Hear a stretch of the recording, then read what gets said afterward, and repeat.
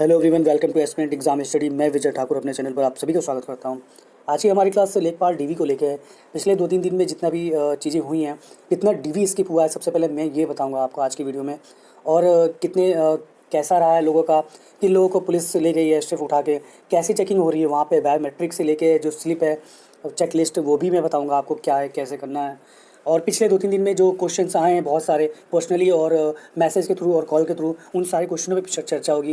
मैंने काफ़ी क्वेश्चन लिखे हैं और कुछ क्वेश्चन जो नेट से एनालिसिस किए हैं, जो कि पूछे जा रहे हैं, मैं उसके बारे में भी आपको बताऊंगा। तो चैनल पर न्यू तो प्लीज़ सब्सक्राइब कर लीजिएगा और चैनल पर बने रहिए, लास्ट तक वीडियो देखिएगा, आपके लिए काम की हो सकती है वीडियो। और प्लीज़ कमेंट करते रहिएगा, बीच में कोई भी क्वेश्चन हो कमेंट करते रहिएगा। आज मैं लाइव होने की कोशिश करूँगा वहाँ से, वैसे फ़ोन मेरा ठीक नहीं है, फिर भी लाइव होऊंगा। आज पिकअप भवन वैसे भी जाना है एक दोस्त को लेकर, क्योंकि मेरा भी आने वाले 1-2 दिन में है, छुट्टी के बाद जो होगी, तो मुझे वैसे भी जाना है पता करने। तो प्लीज़ अपने क्वेश्चन वीडियो पे डालते रहिएगा, जो भी आपको नई जानकारी हो या पूछना चाहते हैं, तो मैं उसका आंसर करता रहूँगा मैसेज के माध्यम से। तो चलिए आज की अपनी क्लास स्टार्ट करते हैं। वीडियो की स्टार्टिंग मैं इससे करूँगा, क्वेश्चन 13 एक है, प्रपत्र है जो फॉर्म है डीवी का, उसमें ये काफ़ी क्वेश्चन हो रहे हैं कि इसमें क्या भरना है। तो इसमें मैं बताने वाला हूँ कि अधिमानी में क्या भरना है आपको। आपने अगर एनसीसी टाइप कोई कोर्स किया हुआ है तो सिर्फ वही भरेंगे यहाँ पे, अपना बाकी चीज़ इसमें नहीं भरी जाएगी। आप ट्रिपल सी सोच रहे हैं वो भर दें, वो नहीं भरी जाएगी। तो ध्यान रखिएगा, इस जगह पे सिर्फ एक स्पेशल आपने कोई ट्रेनिंग ले रखी है सुरक्षा से रिलेटेड, वही सारी चीज़ें भरी जाएगी। एनसीसी कैंडिडेट की ये सब की और चीज़ों की नहीं भरी जाएगी। दूसरा अगर हम देखें तो एक पॉइंट आ रहा है बैंक चालान का। तो बैंक चालान भी आपको अगर पूरी डिटेल आपको पता है तो प्लीज़ भरिए, अदरवाइज़ मत भरिए। इसको आप पूरी ब्लैंक खाली छोड़ दीजिए।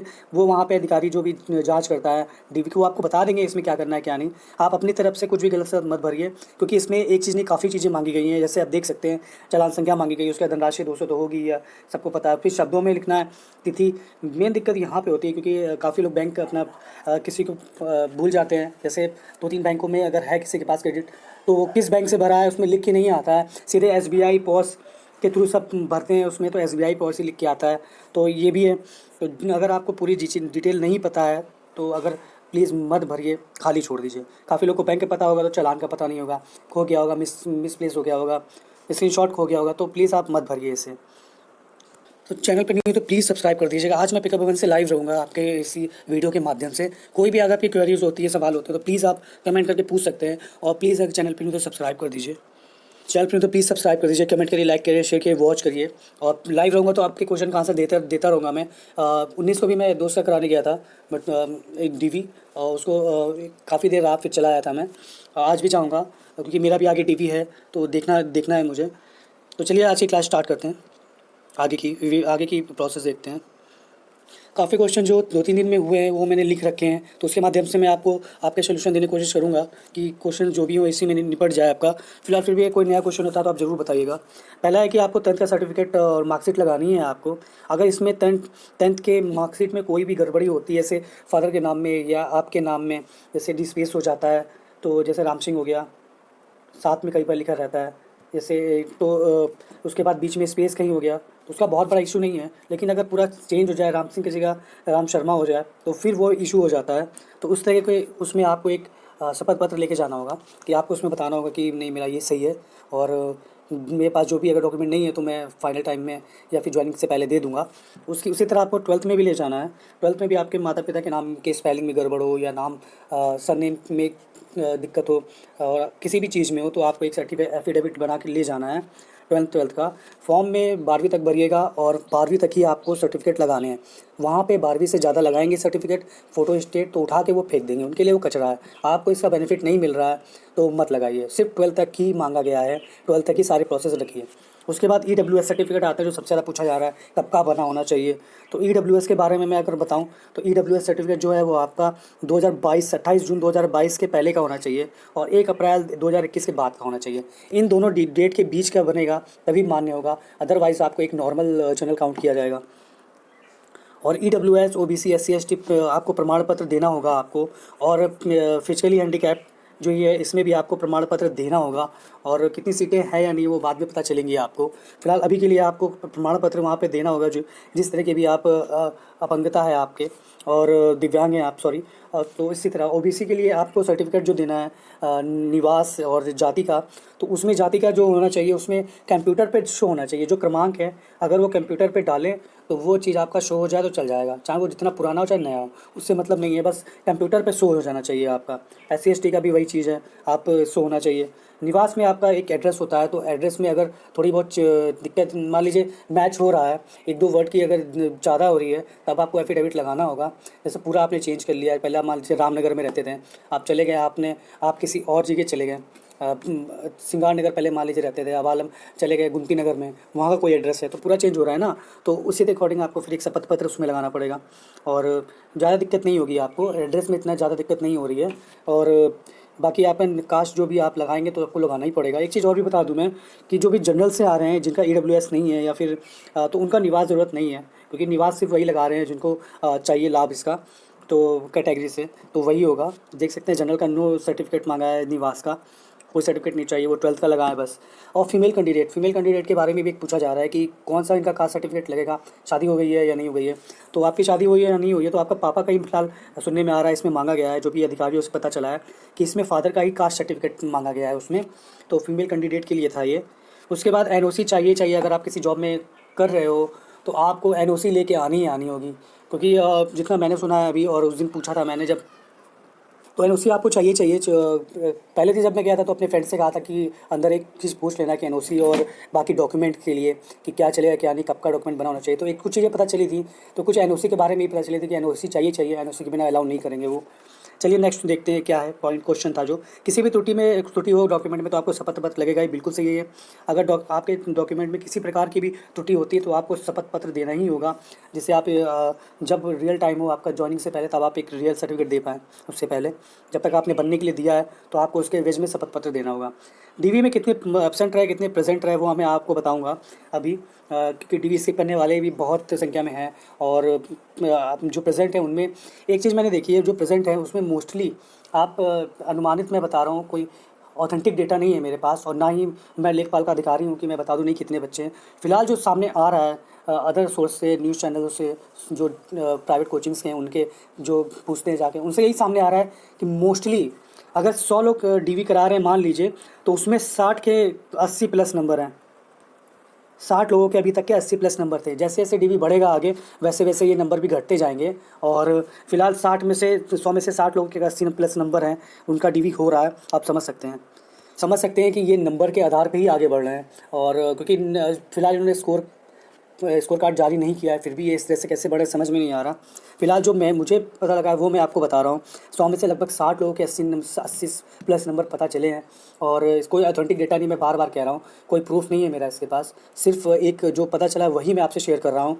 प्लीज़ आप भी इसे कुछ बहुत ज़्यादा सीरियस मत लेना कि नहीं पूरा ऑथेंटिक डेटा मिल गया है, कि 80 प्लस वालों का डिमोटिवेट मत हो। ये उसमें और भी बच्चे हैं, तो जो डेटा था मैं आपको बताना फर्स्ट समस्या था तो बता दिया। चलिए नेक्स्ट देखते हैं। जैसा कि देख सकते हैं इसमें कैसे होता है कि जैसे देखिए, जैसे आप पिकअप भवन जाएंगे, आपको अगर रास्ता नहीं पता है तो अजरगंज उतरिए, वहाँ से आपको आराम से पिकअप भवन बहुत फेमस चीज़ है, कोई भी ऑटो टैक्सी में बैठिए आपको आराम से छोड़ देगा वहाँ पे। उसके बाद देख सकते हैं कि स्टार्टिंग कैसे होती है। आप जैसे ही जाओगे आपके गार्ड और पुलिस वाले सब बैठे रहते हैं वहाँ पे, बायोमेट्रिक होगा आपका, कुछ फॉर्मल इन्फॉर्मेशन भराई जाती है, तो चेकलिस्ट वगैरह होती है वो। उसके बाद फिर कुछ ग्रुप बना दिए जाएंगे आपके, बॉयज़ और गर्ल्स का ग्रुप अलग नहीं होता है, एक में ही वो दोनों होते हैं। और सुनने में आ रहा है कि 35-35 लोगों का ग्रुप होता है, जो कि जैसे आप देखते होंगे बहुत जगह जाते हैं विभिन्न स्टॉल बने होते हैं ABC करके, उसी तरह कमरा नंबर है यहाँ पे A से G तक है, शायद सुनने में यही आ रहा है A से G या J तक है। तो इसी तरह वो अनुमानित उसमें लोग बैठे हैं, तो इसी तरह जो भी लाइन से जाते हैं लोग, 35-38 का ग्रुप है, धीरे धीरे DV उनका हो जाता है। मैक्सिमम 5 से 10 मिनट लग रहा है DV कराने में उन्हें। और क्योंकि आप भी जानते हैं कि 300-350 का कुछ घंटे में बहुत ही ईजी टास्क नहीं है, तो वो भी जल्दी जल्दी कर रहे हैं, इसलिए मेल फीमेल का एक साथ हो रहा है, एक ही लाइन में होंगे वो, और सुनने में यही आ रहा है और पता भी यही चला है। और 35 का ग्रुप होगा, और एक A से J तक डिवाइडेड है, और कोई दिक्कत नहीं हो रही है, आप आराम से जा सकते हो आपके। और उनके लिए विशेषकर दिक्कत है जो STF जिनके लिए बैठी है। कल भी सुनने में ये आया था कि एक जो एक्स सर्विसमैन थे उनको पकड़ के ले गई है पुलिस, कुछ उनके डॉक्यूमेंट में कुछ दिक्कत थी, तो ऐसे ही एसटीएफ लगातार बैठी है। लेकिन मेन क्वेश्चन ये है कि जो 15,000 संदिग्ध बैठे थे उनको कैसे बाहर करेंगे। वो तो मान लीजिए 86 वाले आ गए, वो करा के चले गए। भाई हर उनके पास अगर डेटा है तो आप पहले ही उनको बाहर करो ना।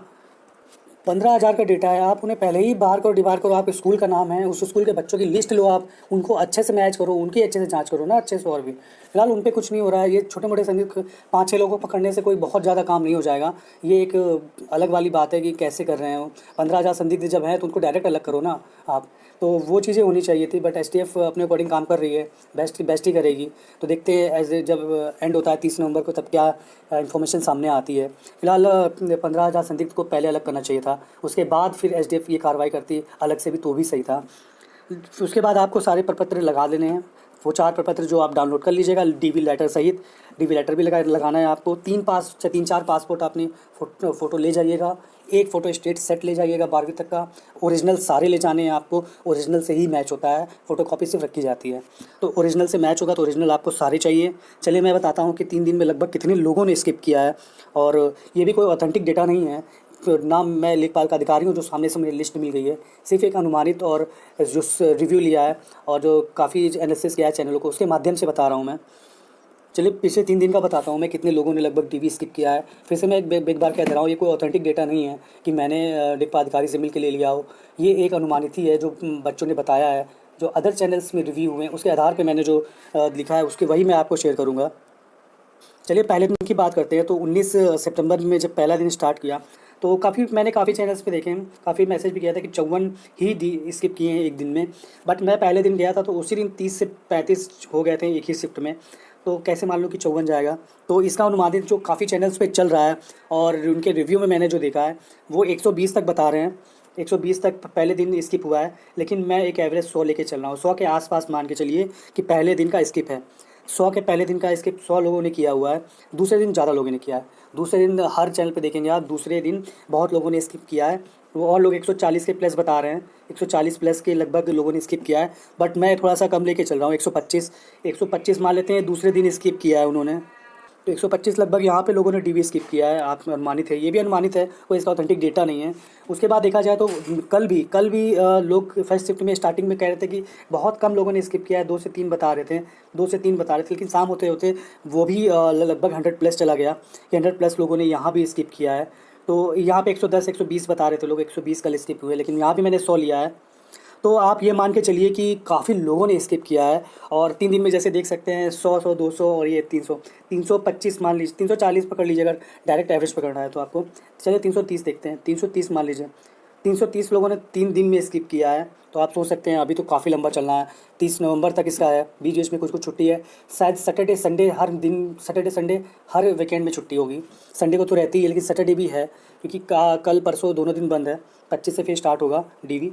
तो ये है डेटा। आगे भी अनुमानित यही है कि आगे भी देखिए किसी दिन ज़्यादा होगा, किसी दिन कम होगा। ऐसा नहीं कि हर दिन 100 ही चला जाएगा या हर दिन 50 ही चला जाएगा। किसी दिन 50 होगा तो किसी दिन 200 हो जाएगा, किसी दिन 150 होगा तो किसी दिन 90 हो जाएगा, ऐसे चलेगा। तो आगे भी अनुमानित यही है कि 100 के आसपास ही जाना चाहिए। और एक बात मैं बता दूं कि काफ़ी डीवी स्किप जो रिव्यू में पता चला है कि जब डीवी ख़त्म होगा जो कम से कम 7 से 8 हज़ार लोग डीवी स्किप करते हुए पाए जाएंगे। क्योंकि बहुत लोगों की अभी ज्वाइनिंग हो चुकी है, वो ऑलरेडी जॉब कर रहे हैं। और जो नहीं कर रहे हैं उनकी मुझसे यही अपील है कि प्लीज़ आप डीवी ना कराएं, दूसरों को भी मौका दें। किसी का लास्ट चांस हो सकता है, किसी का घर का चिराग जलने दें। तो 7 से 8 के लोग डीवी स्किप कर सकते हैं। उस अकॉर्डिंग 17 लगभग मान लीजिए जितनी सीटें हैं 8080, तो उसमें मान लीजिए 17 के लगभग डीवी तक हो सकता है, 17 के तक। तो आज के लिए ये था और मैं लाइव रहूँगा। प्लीज़ आप चैनल अपने कमेंट में क्वेश्चन पूछते रहिएगा, जो भी आपके क्वेरीज़ हो, और मैं बताता रहूँगा, जो भी देखता रहूँगा वहाँ पे। और जैसे ऐसा रहेगा वैसा मैं आपको अपडेट देता रहूँगा। क्वेश्चन आपको तो तुरंत पूछिएगा। प्लीज़ सब्सक्राइब कर दीजिएगा, नहीं हो तो चैनल पे बने रहिए और लास्ट तक वॉच किया करिए। चलिए मैं आपको लिस्ट दिखा देता हूँ कि किस अकॉर्डिंग आपको अपने डॉक्यूमेंट लगाने हैं। तो ये लिस्ट है जो आपको वहाँ पे इसके ऑर्डर में लगाना होगा। बायोमेट्रिक स्लिप आपका वहीं होगा और बायोमेट्रिक के बाद चेक लिस्ट होता है, वहाँ पे ही बताएंगे वो। कुछ प्रपत्र भरने होते हैं, बताने होते हैं अपनी इन्फॉर्मेशन, वो होता है। फिर आप 4 प्रपत्र भर के लगा लिए होंगे। इस प्रपत्र में मैं जो बता दूँ, प्लीज़ अगर आपको जो चीज़ समझ में नहीं आ रही क्या भरें तो उसको ब्लैंक छोड़ दीजिए, वहाँ पे कुछ टाइम मिलेगा वहाँ भर लीजिएगा लोगों से पूछ के। प्लीज़ ऐसे फालतू में अपना फॉर्म ख़राब मत करिएगा ओवर राइटिंग काट पीट करके, दिक्कत होगी वरना। हाई स्कूल का प्रमाण पत्र और अंक पत्र लगाइए, इंटर का अंक पत्र प्रमाण पत्र लगाइए, प्लीज़ यहीं तक लगाइए और उसके बाद कोई डॉक्यूमेंट मत लगाइए एजुकेशन से रिलेटेड। अपने एकेडमिक जो भी है बस इंटर तक लगाएंगे आप। उसके बाद लंबवत आरक्षण की बात की जाए तो लंबवत में आपको ये कास्ट सर्टिफिकेट के संबंधी होती है, तो आपको ओबीसी, एससी, एसटी, ओबीसी और यही सारे सर्टिफिकेट जो ओबीसी इसके मूल हैं वो लगाने होंगे। ईडब्ल्यूएस वालों का मैंने बता दिया है कि कब से कब तक वो आवेदन कब से कब तक का बीच का बना होना चाहिए उनका। 1 अप्रैल 2021 से 28 जनवरी 2022 के बीच का बना होना चाहिए, तभी मान्य होगा। उसके बाद क्षैतिज आरक्षण की बात की जाए तो क्षैतिज आरक्षण में ज़्यादातर दिव्यांगता से रिलेटेड है, आर्मी मैन से रिलेटेड है, अगर उनकी डेथ हो गई तो उनके बच्चों को कैसे लाभ मिलता है वो उन सब से रिलेटेड है। और उन अगर वो प्रमाण पत्र तो प्लीज़ दीजिए आप अपनी दिव्यांगता संबंधी। उसके बाद निवास प्रमाण पत्र आपको देना होगा आरक्षण संबंधी। आरक्षण की स्थिति में जनरल वालों के लिए ये नहीं लगाना है, और जिनको आरक्षण चाहिए तो उनके लिए ईडब्ल्यूएस वाले को लगाना होगा, नॉर्मल जनरल को नहीं लगाना होगा। ये इस ऑर्डर में चलिए आपको लगाना है, अपनी लिस्ट देख लीजिए अच्छे से और घबराइए नहीं। जिनका भी डीवी आगे होने वाला है प्लीज़ बहुत ही शांति से जाइए, आपका बहुत आराम से होगा। एक चीज़ और भी थी क्वेरी कि स्पोर्ट्स कोटा से के थ्रू, तो स्पोर्ट्स कोटा के थ्रू एक कॉमन नंबर मिलते हैं या फिर सीट रिजर्व हो जाती है अलग से, जहाँ पर उनको एडमिशन मिलता है सीट और जॉब। तो जो भी इंटरनेशनल प्लेयर होते हैं अगर वो स्टेट जॉब में अप्लाई करते हैं और तो उनको लगभग 20 नंबर दिए जाते हैं। उसके बाद आते हैं खेलो इंडिया गेम्स में पार्ट लेने वाले और नेशनल लेवल पे कोई चैम्पियनशिप खुद के लिए मेडल जीतने वाले, तो उनको 15 नंबर मिलते हैं। उनको 15 नंबर दिए जाते हैं सेल्फ में अगर कुछ करते हैं। उसके बाद यूनिवर्सिटी गेम्स हो गया, यूनिवर्सिटी गेम्स में खुद के लिए अगर कुछ मेडल लाते हैं और नेशनल लेवल पे वो भी होता है। जैसे आप देखते हैं नेशनल लेवल पे यूनिवर्सिटीज़ भिड़ती है तो उसमें 10 नंबर दिए जाते हैं। बाकी डिस्ट्रिक्ट लेवल और छोटे स्कूल लेवल पे 5-5 नंबर दिए जाते हैं सर्टिफिकेट के, अगर आपने पार्ट लिया या मेडल जीता है तो। ये आपका स्पोर्ट्स कोटा से था। बाकी आपकी सीटें अलग से दी जाती हैं। आर्मी में एक्स आर्मी मैन और दिव्यांगता इन सब की सीटें अलग से होती हैं नंबर, जैसे आपको पता है। तो ये चीज़ें हैं तो ध्यान रखिएगा। तो ये आज की क्लास की थी, लेखपाल से डीवी से रिलेटेड कुछ पॉइंट थे। काफ़ी 2-3 दिन में क्वेश्चन आए थे, कॉल से पूछे गए और पर्सनली मैसेज भी किए गए थे, तो उसको मैंने लिख लिया था, तो एक वीडियो में बताने की सोची थी। मैं आपको आज वही आपसे डिस्कस किया हूँ। कोई अदर क्वेश्चंस होते हैं तो प्लीज़ मुझे पूछ लीजिएगा कमेंट करके। आज पीके भवन में मैं कुछ देर के लिए रहूँगा चाहूँगा, क्योंकि मैंने पहले ही कहा कि मेरा भी डीवी होने वाला है 1-2 दिन में, तो वो मुझे भी देखना है और समझना है कैसे है। तो वही चीज़ मैंने एक पहले दिन गया था तो वही समझा था, तो आपको बताया था और यही चीज़ मैंने अभी बताई है वीडियो। तो प्लीज़ अगर चैनल पे न्यू हो तो प्लीज़ सब्सक्राइब कर लीजिएगा। कोई भी क्वेरीज हो प्लीज़ माइंड फ्री होकर पूछिए, बिना हेजिटेशन पूछिए। छोटी छोटी चीज़ें मैं अपडेट करता रहूँगा, आपको बताऊँगा। और जो भी निगेटिव्स वाले हैं फैलाने वाले, निगेटिव कि नहीं ऐसा नहीं वैसा नहीं, प्लीज़ इन सब की मत सुनिए। सब चीज़ सही से हो रहा है, आप अपना काम करिए, सरकार अपना काम कर रही है। बाकी निगेटिव वालों का कोई इलाज नहीं है, वो सिर्फ डीमोटिवेट करते हैं आपको और कुछ नहीं। मोटिवेट रहिए और बस खुश लड्डू बांटने की तैयारी करिए और डीजे बजाने की पड़ोसियों के सामने, वो जो जलते हैं आपके। आराम से डीवी कराइए और ज्वाइनिंग लीजिए। तो आज के लिए बस इतना ही, मिलते हैं नेक्स्ट वीडियो में। प्लीज़ कमेंट करते रहिएगा, कोई भी अगर क्वेरी हो क्वेश्चन हो तो मैं बताता रहूँगा। मैं जितनी भी हेल्प कर सकता हूँ करूँगा, आपकी बताऊँगा। और चैनल पे नहीं तो प्लीज़ सब्सक्राइब कर लीजिएगा। आज के लिए इतना ही, मिलते हैं नेक्स्ट वीडियो में बहुत जल्दी। धन्यवाद। तो क्वेश्चन कोई भी हो तो पूछ लीजिएगा, फिर से मैं एक बार बता रहा हूँ आपको। और कोई भी क्वेश्चन हो तो प्लीज़ पूछेगा, लाइव ही रहूँगा आज मैं। तो चलिए मिलते हैं नेक्स्ट वीडियो में।